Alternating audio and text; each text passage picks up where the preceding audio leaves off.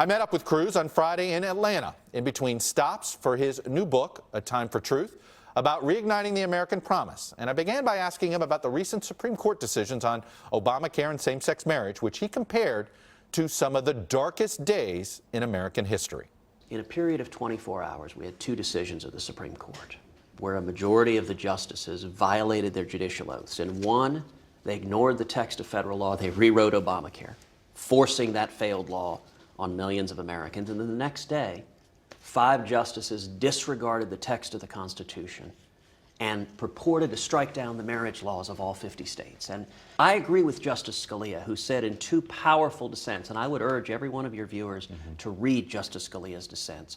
He said that these decisions are an assault on democracy, that this is 5 unelected lawyers declaring they are the rulers of 320 million Americans. I believe in democracy and the Constitution, and I think when the Supreme Court violates their oaths and undermines the Constitution, that is a grave threat to our nation. Well, let's go to the issue of marriage. The minute the federal government gives tax benefits based on marriage, doesn't it make marriage suddenly a federal decision that the Supreme Court does have to make a decision about? Of course it doesn't. From the beginning of our country, literally from the first days of our country, marriage has always been a question for the states.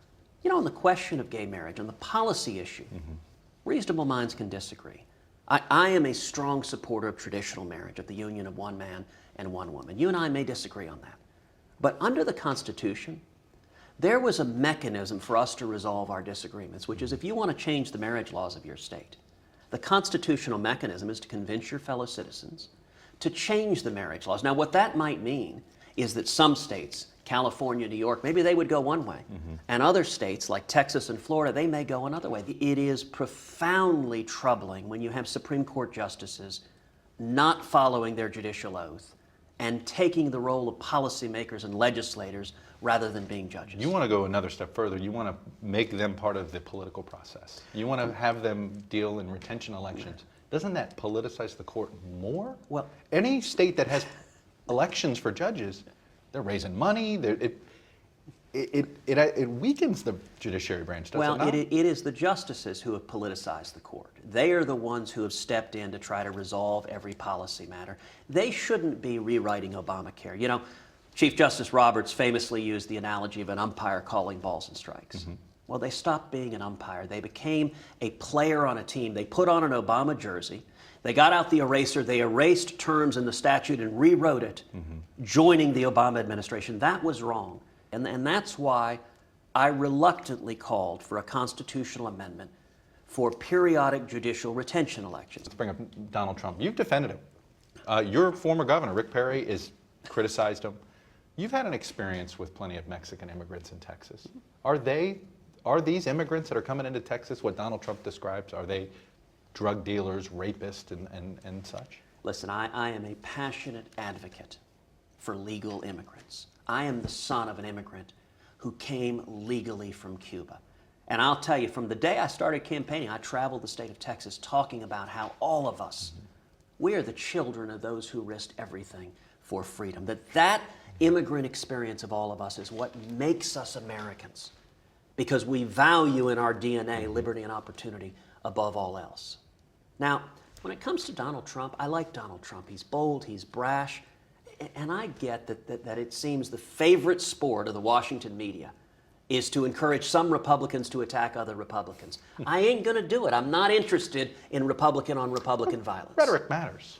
You know, doesn't rhetoric matter? I salute Donald Trump for focusing on the need to address illegal immigration. The Washington cartel doesn't want to address that. The Washington cartel doesn't believe we need to secure the borders. The Washington cartel supports amnesty, and I think amnesty is wrong, and I salute Donald Trump for focusing on it. He has a colorful way of speaking. It's not the way I speak, but I'm not going to engage in the media's game of throwing rocks and attacking other Republicans. I'm just not going to do it. So let's go to immigration. What do you do with the 11 million? You know, it's an interesting thing in Washington. That is the question that both President Obama and Democrats love to focus on. How do you solve the problem? You focus on areas of common ground. I am long-term optimistic and short-term pessimistic on immigration. Long-term, I'm optimistic because there's a lot of bipartisan agreement outside of Washington on immigration. There's overwhelming bipartisan agreement. Number one, that we need to secure the borders, that we need to finally do something to stop illegal immigration. What do you do with the 11 million people, though? Do you have to send them back, or do you give them a way to get legal? Chuck, I don't accept the premise that you have to solve every aspect of this problem all at once. President Obama and the Democrats focus on that issue because the question you're asking is the most divisive partisan question in this entire debate. And I don't believe President Obama wants to solve this. I understand that it's divisive, but it's still a problem. But you don't have to solve every problem at once. Look, here's the problem. That's fine, but explain how you do it. I am explaining how. The last time Congress passed immigration reform was in the 1980s. Right. And Congress came to the American people with the following trade-off. Congress said there were 3 million people living here illegally. Congress said, we will grant amnesty to those 3 million. In exchange, we're going to secure the borders. We're going to solve the problem so that the illegal immigration goes away. Well, we all know what happens. The amnesty happened, and the border never got secured. And here's the sad truth. A lot of Republicans in the Washington cartel, they're all for amnesty too, because from the perspective of the Chamber of Commerce and Wall Street, it's cheap labor. You still didn't say what you do with the 11 million. Well, my view is, first, we secure the borders and solve the problem of illegal immigration, and then I think we can have a conversation about what to do about the people who remain here. I don't think the American people will accept any solution until we demonstrate step number one, we can secure the border. So anything's on the table. Potentially deportation or not deportation, but anything's on the table for the 11 million? I think we should secure the border and then have a conversation at that point. Stop using the Washington approach of I'll gladly pay you Tuesday for a hamburger today. The American people aren't going for it. You write something interesting in your book about your cockiness. It is a frequent topic when people want to discuss you.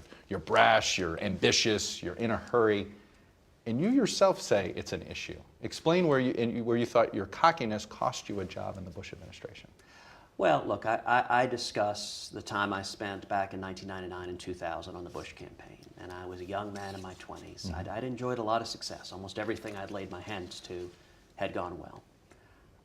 And I was far too cocky for my own good.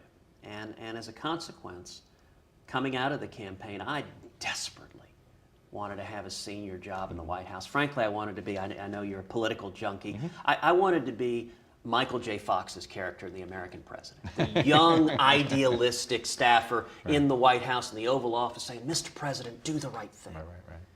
And that didn't happen. And it became clear it wasn't going to happen because I had burned too many bridges. How did it change you? Well, it's interesting. My wife, Heidi, thinks that it changed my personality in a very fundamental way. And one of the things I talk about in the book is, terrific country and western song, some of God's greatest gifts are unanswered prayers. I'm convinced if I had gotten what I wanted, a senior position in the Bush White House, there's no universe in which I'd be in the Senate. And here's a simple reality. If you run a grassroots campaign, our campaign for the Senate, we were opposed by all of the money, all of the donors, all of the establishment. It came from the people. It came from young people and Hispanics and Republican women. It came from hundreds of VFW halls and Denny's and IHOPs. You can't run and win a grassroots campaign if you're an arrogant little snot. And as I discuss in the book, A Time for Truth, I needed to get my teeth kicked in. So we have a new Facebook partnership with all our presidential interviews, so I promised that I would ask one of their questions. Jeff Patterson wants me to ask you this. What issue or issues that you voted on in the Senate would it most surprise people to know that you are actually in philosophical agreement with President Obama? And what do you most admire about President Obama? I'll tell you, I admire that he's a true believer. The second part of the question I can answer. There are some people in the grassroots who view him, ascribe bad motives to him, and I will often dispute that. I think he believes in all of his heart in his principles. I think he fights for them relentlessly. If I were a leftist, I would love Barack Obama because he has advanced the left-wing progressive agenda more than any president in history. Now, I think the problem is the ideas he believes are profoundly dangerous, that millions of Americans have been hurt by exploding government regulations and taxes that have taken away jobs and opportunity, but I admire that he stands and fights for his principles. Senator Cruz, I got to leave it there. We could have gone another half hour just on foreign policy, so I hope to have you back. Excellent. Senator Cruz, thank you, sir. Thank you. You got it.